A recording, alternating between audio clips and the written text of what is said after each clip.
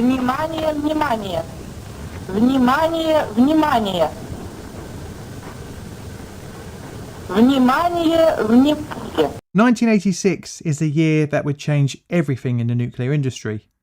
A disaster would burn the concept of atomic fallout into the zeitgeist of the 1980s, and the legacy would act as a constant reminder of the risks of improper management of a nuclear reactor. The disaster became a testament on how poor design and mismanagement, when placed in a Venn diagram, can equal irradiating most of Eastern Europe. Of course, today we are looking at the Chernobyl disaster of 1986, and this one has earned the magical 10 on my patented plain difficult disaster scale.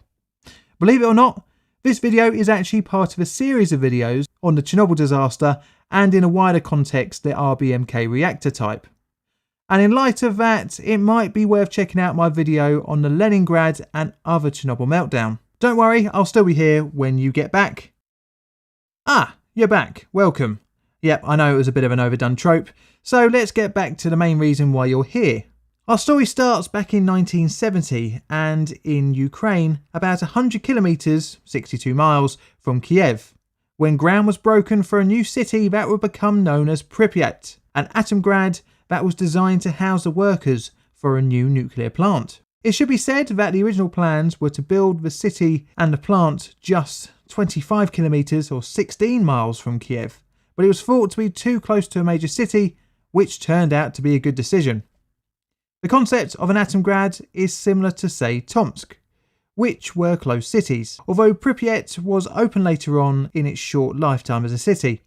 These municipalities were designed to be self-contained communities that had a sole purpose, and that was keeping the power plant working and, by extension, the workers that were employed there happy. The community at Pripyat was developed to be the perfect home for a young family, with its amusement park and modern, at the time, architecture. In the same year, the ground where the new plant would exist was prepared for construction. The Chernobyl Nuclear Power Plant began construction proper in 1972 after the central government decided on what type of reactors the site would house. Originally, the idea for a pressurised water reactor was thought to suit the new plant, but it was overruled by Anatoly Alexandrov, the chief scientist who was at the time supervisor of the project of RBMK reactor plants. The reactor type was preferred due to the design being cheaper to produce, and as we found out with Leningrad, that cost was a pretty high priority, some might say even over safety.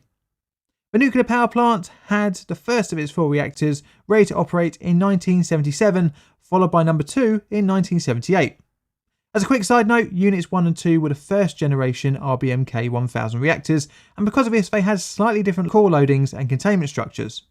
But the remaining 2 reactors at Chernobyl were of a slightly more modern second generation, and they were named Units 3 and 4, which went online in 1981 and 1983 respectively. There were plans for another 2 units, but these were abandoned after 1988 when risks of contamination left the project untenable. The nameplate capacity of Chernobyl Nuclear Power Plant was Unit 1 at 800 megawatts of electricity, Unit 2 at 1000 megawatts of electricity, Unit 3 also had 1000 watts of electricity, and the same with Unit 4. In this video, I'll be focusing on the second generation RBMK, its design, and more specifically Unit 4. But I did look into the first generation in the Leningrad video. The RBMK was a bit of a unique design in the reactor world, but it was a product of evolution rather than revolution, in that it used graphite to moderate the chain reaction with light water as a coolant. This combination allowed it to use lower enrichment uranium-235 for fuel, which is not surprisingly significantly cheaper than other reactor designs. The RBMK had a very large core region consisting of a height of 7 metres and a diameter of 11.8 metres, which was mounted in a steel cylinder that was placed on top of a biological shield. The steel cylinder was 16mm thick and had a diameter of 14.52 metres by a height of 9.75 metres, dug into the floor of the reactor building, inside a reinforced concrete lime pit. Between the steel wall and the concrete lining, a water tank was placed, followed by a sand packing. Below the bottom biological shield, there were several basements used for pipework for the reactor core cooling loops. The core consisted of graphite blocks sized 25 by 25 centimeters, stacked up with holes drilled through the center for fuel and control channels. The size of the core could cause issues in reactivity control during operation, but we will talk about that a bit later on.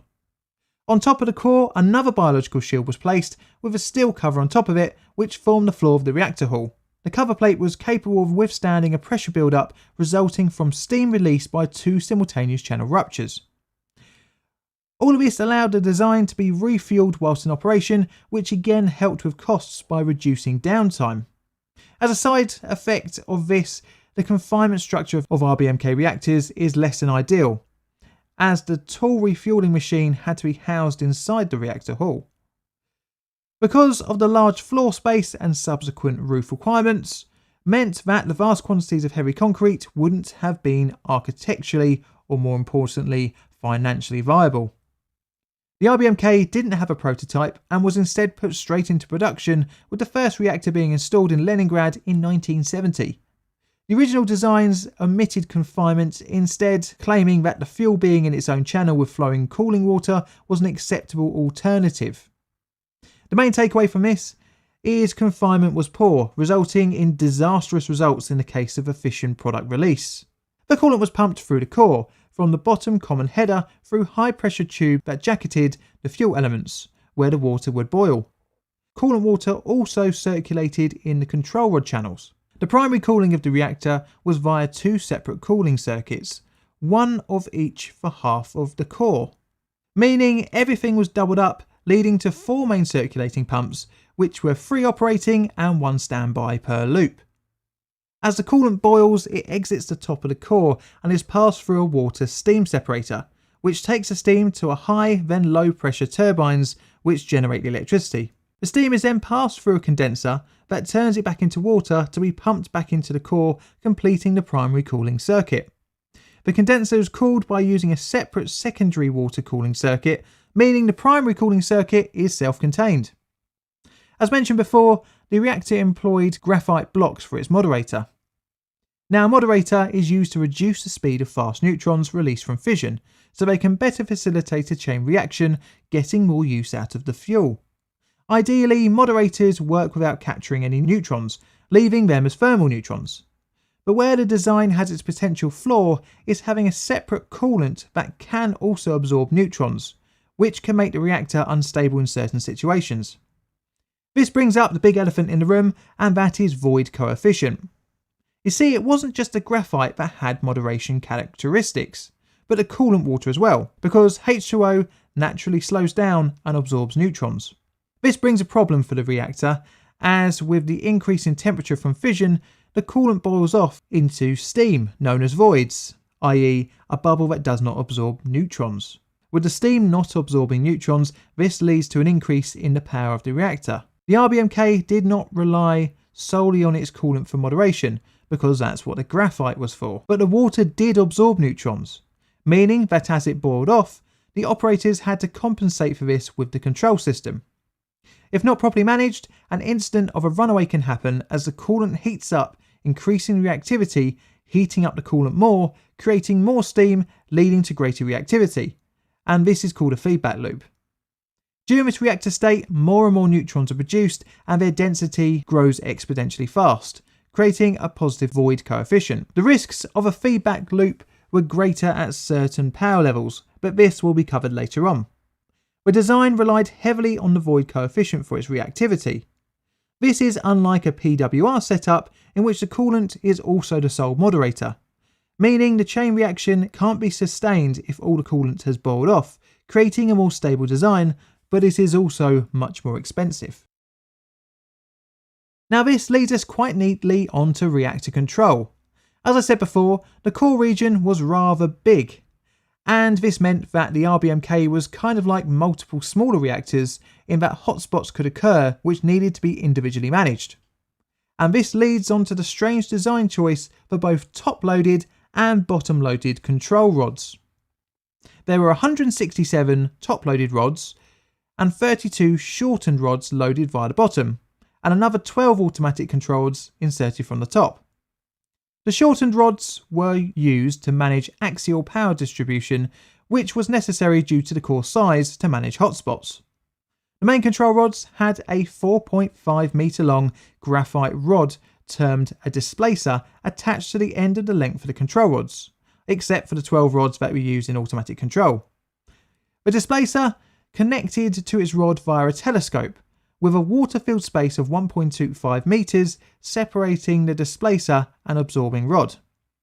This was to stop water filling the space left behind by the control rod after it has left the core region, which would parasitically absorb neutrons. Because removing one neutron absorber in the form of a boron control rod to be replaced by another neutron absorber, albeit weaker, in the form of H2O, kind of defeats the point of a control rod. Thus, if there was no displacer, then more control rods would be needed, as each one would have less of an effect on the reactivity of the core. The dimensions of the rod and displacer were that, when the control rod was fully extracted, the displacer sat centrally within the fueled region of the core, with 1.25 metres of water at either end. But this setup in certain situations could cause a positive scram effect. On receipt of a scram signal causing a fully withdrawn rod to fall, water was displaced from the lower part of the channel as the rod moved downwards. This caused a localised insertion of positive reactivity in the lower part of the core. This was because the RBMK had a high moderated to fuel ratio, meaning the lower part of the core would experience a spike in reactivity as the graphite displacer entered it, as it replaced the neutron absorbing water with a neutron moderating graphite. But this situation was only dangerous at certain power levels of the reactor, which was meant to be mitigated by the knowledge and training of the operators, and also importantly by their management. Part of this mitigation was by having an operating reactivity margin. The ORM is the number of equivalent control rods of nominal worth remaining in the core. The total time required for a scram or insertion of the emergency control rods into the core when starting from the upper limit stop switches was around 18 seconds, which was relatively slow, but this was due to the size of the control rod channels and the fact that the coolant had to be pushed out of the way. The scram could be initiated by the control system or manually via the AZ5 button. The control system employed on the RBMK-1000 utilised ionising chambers and various sensors both inside the core and outside, which were effective from power levels above 10% of total power. The external detectors were all mounted mid-level of the core, meaning no low axial power monitoring could be undertaken.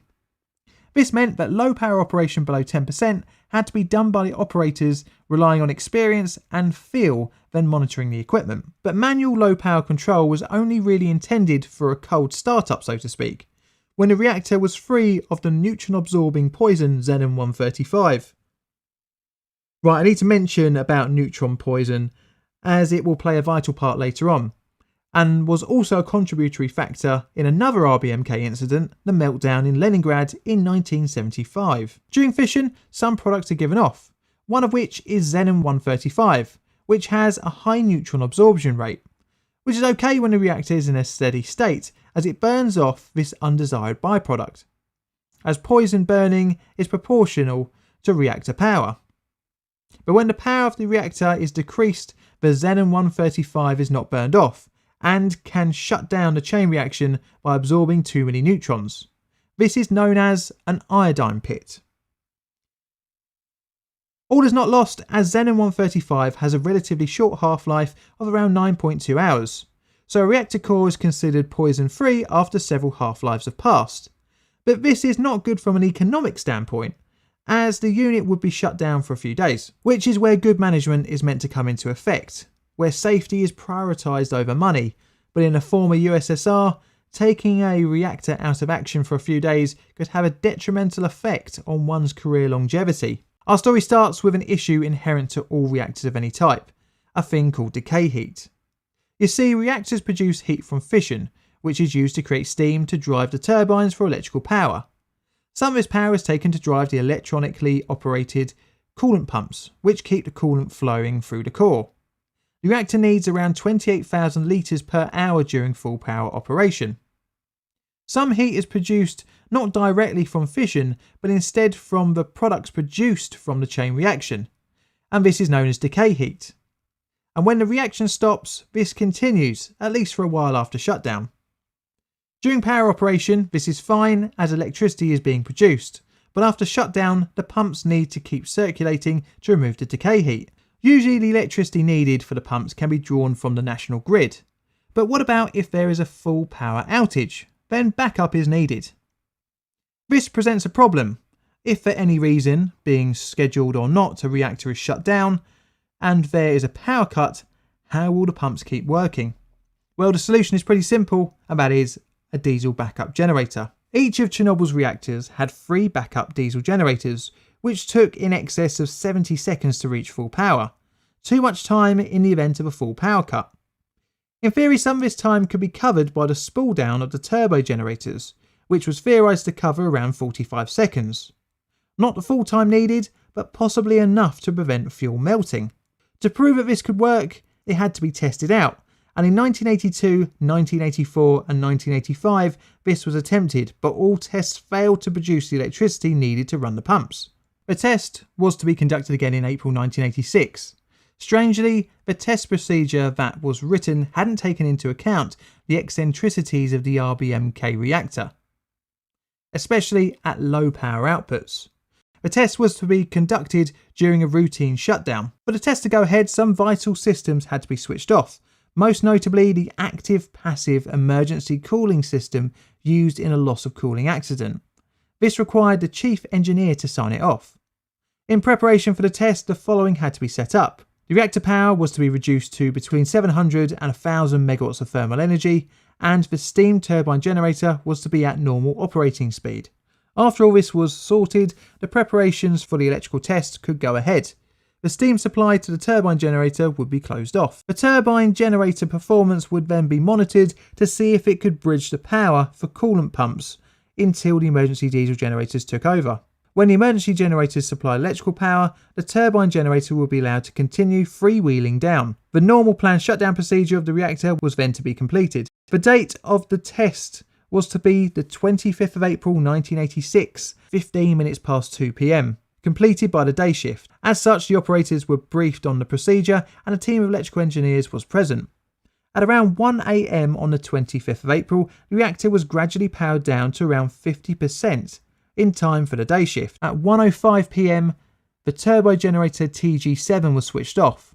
The 4 main circulating pumps, 2 electrical feed water pumps and other electrical equipment that was connected with this turbo generator were switched over to bus bars for the turbo generator TG8. The ECCS was disabled with the correct authorization from the chief engineer, but just after 2 p.m, the Kiev electrical controller asked for the test to be postponed to cover the evening electrical peak demand. The request was due to another power station in the region unexpectedly going offline. Chernobyl's director agreed and the test was pushed back, but the ECCS was not reinstated. The status of the ECCS showed the lack of safety culture at the plant. Although the system wouldn't really be a factor in a disaster, it highlights the management culture at the time. The day shift soon gave way to the evening shift, which in turn was soon to be replaced by the night shift. To oversee the test, Anatoly Dyatlov, Deputy Chief Engineer, took the helm in the control room. Due to his seniority, he outranked all operational staff on shift at the time.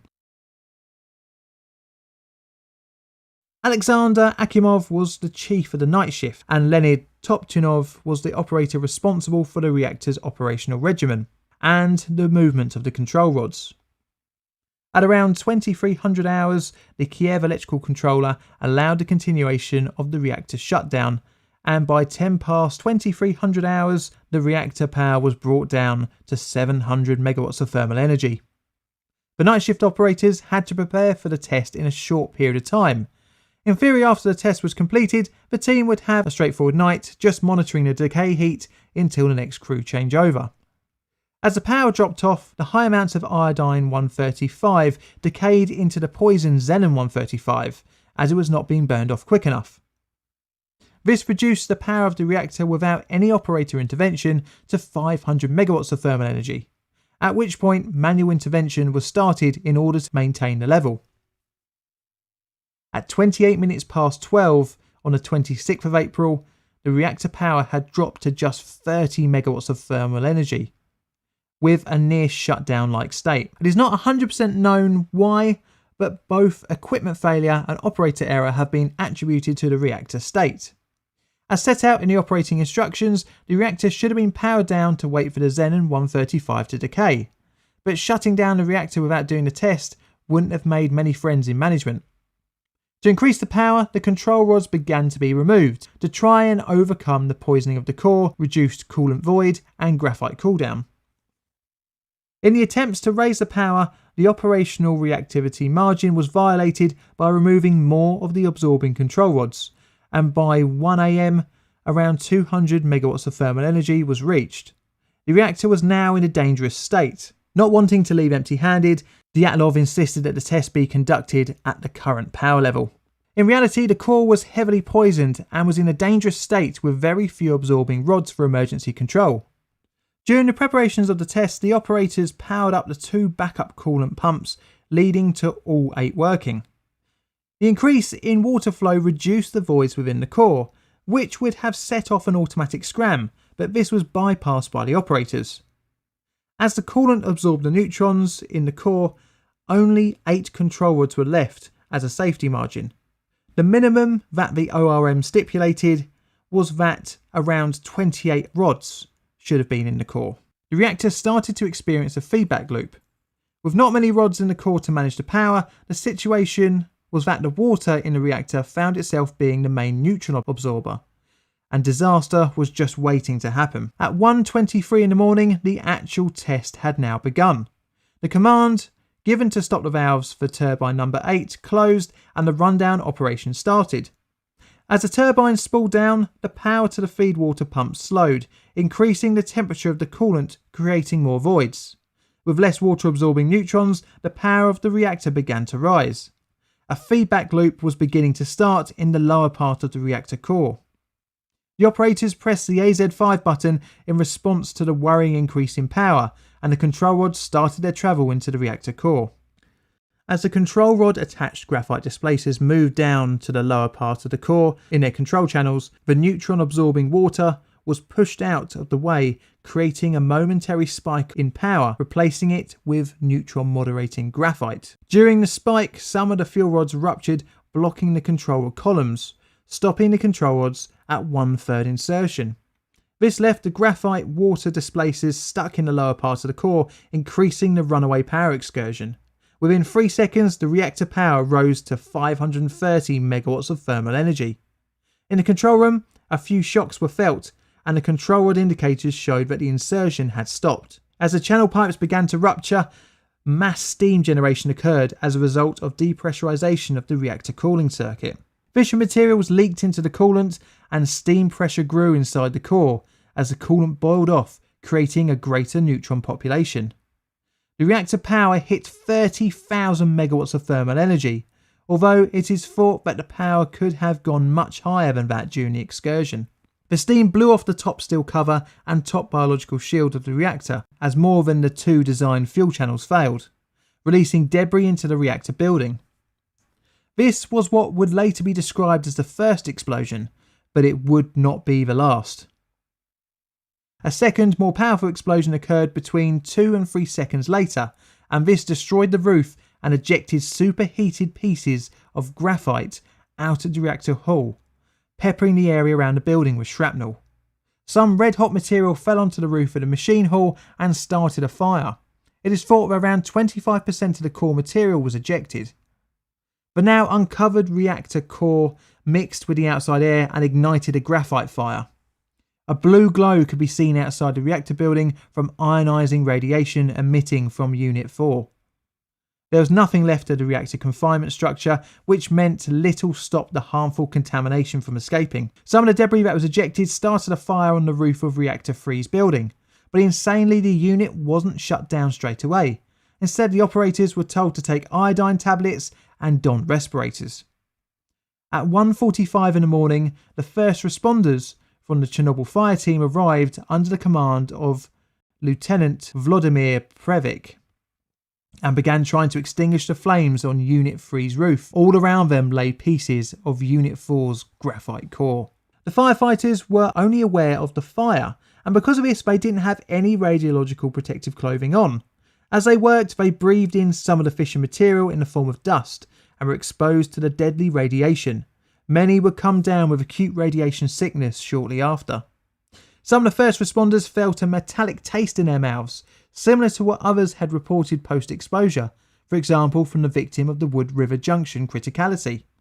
The fires on the roofs of Units 3 and 4 were under control between 2:10 and 2:20 in the morning, and the fire was fully put out at 5 o'clock in the morning. However, the graphite fire in what was once Unit 4 continued to burn, expelling its radioactive plume of dust, steam and smoke into the atmosphere. The operators started to pump water into the core, but this did little to bring the situation under control. The estimated dose of 5 to 6 Röntgens per second was experienced around some parts of the reactor building, which is equivalent to more than 20,000 Röntgens per hour, which is enough to give you a lethal dose in minutes. The effective dosimeter monitoring of the operators was unavailable when the two 1000 Röntgen per second capable meters were inoperable. The only remaining meters maxed out at 0.001 Röntgens per second, which immediately read off the scale when used, meaning that no one in the control room actually knew what they had received. The poor awareness of the dangers they were in left the operators believing that the core was still intact. Crew Chief Alexandra Akimov stayed in the building until the morning, ordering staff to try and pump water into the core. Many of these workers would be dead within a few weeks. You see, the RBMK core was generally thought by staff to be incapable of becoming uncovered, and as such, the blatant evidence to the opposite was ignored. At 2 p.m. on the 26th of April, an announcement that you would never want to hear was broadcast in the city of Pripyat. For the attention of the residents of Pripyat, the city council informs you that due to the accident at the Chernobyl power station in the city of Pripyat, the radioactive conditions in the vicinity are deteriorating. The Communist Party, its officials and the armed forces are taking necessary steps to combat this. Nevertheless, with the view to keep people safe and as healthy as possible, the children being top priority, we need to temporarily evacuate the citizens in the nearest towns of Kiev region. For those reasons, starting from the 27th of April 1986 at 2 p.m, each apartment block will be able to have a bus at its disposal, supervised by police and city officials. The first to leave the town was women and children, and within 3 hours the city was empty, a ghost town, and left to decay. But this will be a subject of another video. Emergency accident management operation began on the 28th of April. The first priority was to try and tackle the radioactive material release. The first attempts were to try and put out the graphite fire. To try and put out the fire, multiple items were to be dropped into the core. Each item that was to be dropped over the core was intended to tackle each different part of the fire and the radioactive release. First, the radiological side was tackled by dumping a total of 5,000 tonnes, including about 40 tonnes of boron carbide, 2,400 tonnes of lead, and 1,800 tonnes of sand, clay, and 800 tonnes of dolomite. The method of deployment was to be via helicopter. Initially, the first pilots received high doses as they hovered above the uncovered core. The pilots were then ordered to fly over the core, dumping during the flight, which reduced pilot exposure but reduced the effectiveness of each sortie, and had the side effect of damaging the remaining structures and actually spread the contamination even more. In total, 1,800 sorties were flown, but they didn't do much and even worked as a thermal insulator, increasing the fuel damage. Boris Trebina became the Soviet Crisis Management Supervisor, and Valery Legazov from the Kurchatov Institute of Atomic Energy became a key advisor of the government commission formed to investigate the cause of the disaster and to plan the mitigation of its consequences. Initially, the Soviet government wanted to not make the disaster public, but that couldn't stay a secret for long. Radiation alarms were set off all over Europe, and unsurprisingly, questions were beginning to be asked. At around the same time as the helicopters were dumping material on the reactor, the USSR officially admitted to an incident at Chernobyl. At around 9 p.m, a 20-second broadcast, the first of its type, was announced. На Чернобыльской атомной электростанции произошла авария. Поврежден один из атомных реакторов. Принимаются меры по ликвидации последствий аварии. Пострадавшим оказывается помощь Создана правительственная комиссия. The firefighting efforts and pumping of coolant water left the basement flooded, which caused another potential disastrous outcome, another steam explosion. You see, the fuel from the core was melting towards the basement, which had flooded. But below that was more water from the bubbler pools, which was a large water reservoir for the emergency cooling pumps and as a pressure suppression system. Needless to say that this was the next point of focus for the accident management team. Engineers Alexei Ananikov and Valery Bezpolov and supervisor Boris Baranov volunteered to empty the bubbler pools.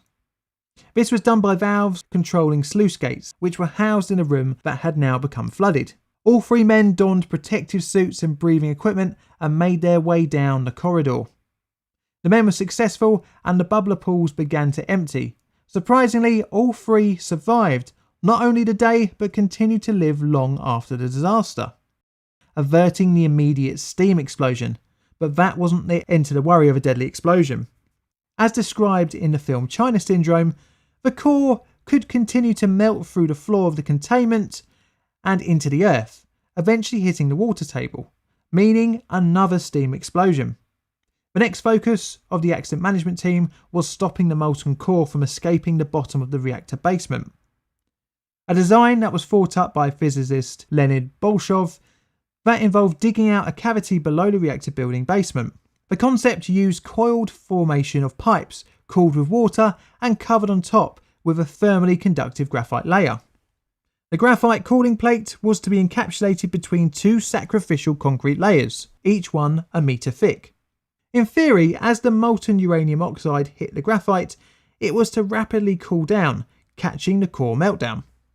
Thankfully, the theory didn't have to be put into practice, as the core had finally come to rest in one of the lower basements of the reactor building, part of which formed the famous Elephant's Foot, which was discovered in December 1986, which had a reactivity of 8,000 roentgens, or 80 grays per hour. For reference, a whole body dose of around 5 grays can be lethal.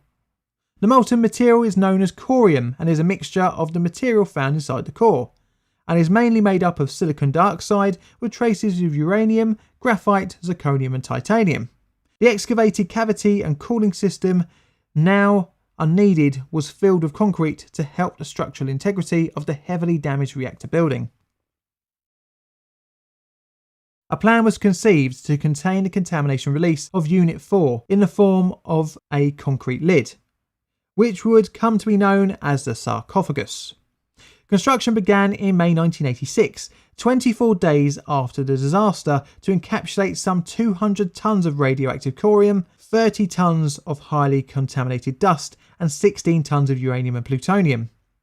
The construction would last for 206 days, between June to late November of the same year.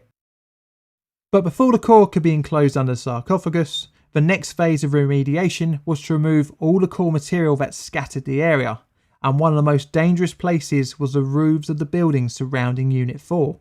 Initially, robots were thought to be able to undertake the clearing works, but due to radiation interference, only around 10% of the debris could be recovered. This necessitated the use of good old-fashioned people. The most basic of equipment was needed for the task, which included protective clothing and a shovel.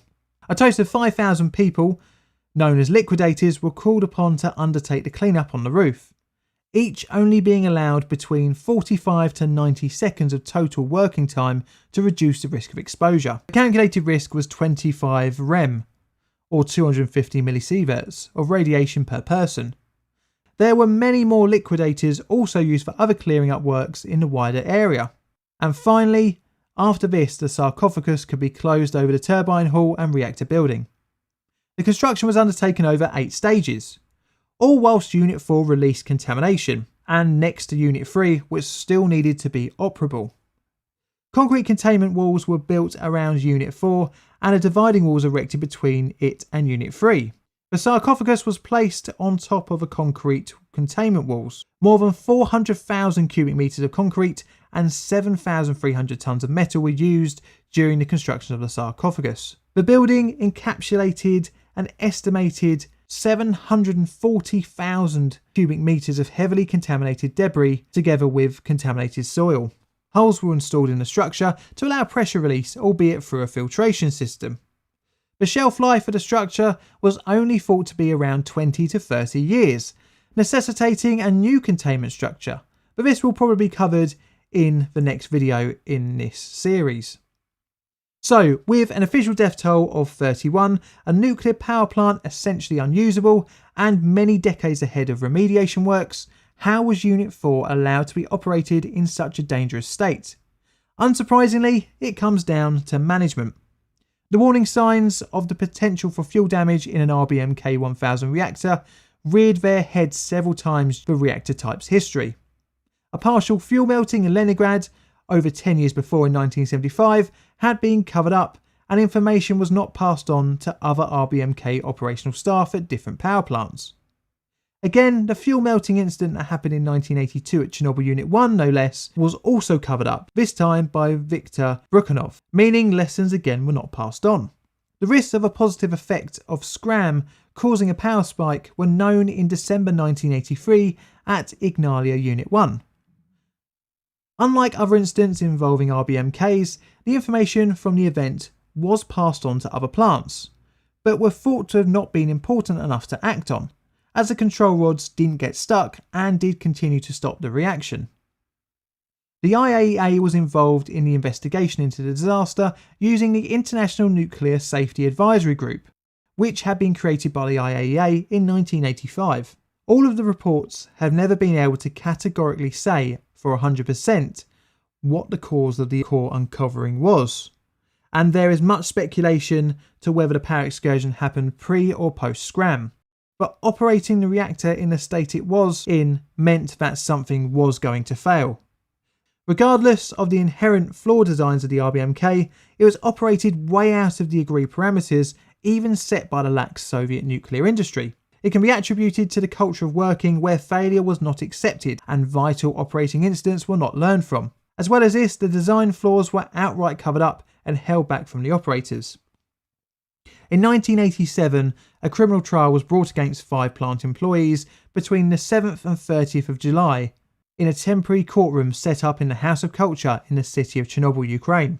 They were Deputy Chief Engineer Anatoly Dyatlov, Chernobyl Plant Director Viktor Brukhanov, the former Chief Engineer Nikolai M. Fomin, the Shift Director of Reactor 4 Boris Rogozin, and Chief of Reactor 4 Alexander Kovalenko.